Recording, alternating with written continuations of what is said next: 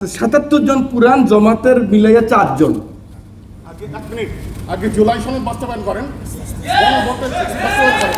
শহীদ পরিবার কথা কেউ বলতে চান এখানে, ঠিক আছে? এখানে শহীদ পরিবার আছে, আপনি 1500 শহীদ পরিবারের কথা বলেন নাই, আপনি 3000 আহতের কথা বলেন নাই।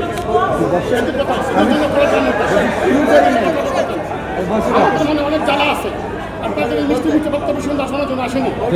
কি করবেন এটা বলেন, ওয়াদা করছেন জুলাই সনদ বাস্তবায়ন করবেন। পপুলার বক্তব্য, পপুলার বক্তব্য। বর্ষা বিপ্লবের কথা তো প্রথমেই বলেছি নাকি ব্রাদার? এটাও ওনার কিন্তু একটা রাজনৈতিক অধিকার, উনি এরকম বলতে পারবে। আরে ভাই, আমাদের জাস্টিন ট্রুডো ওকে জুতা মারছে না একটা মেয়ে, ইয়াং মেয়ে, 2 বছর আগে।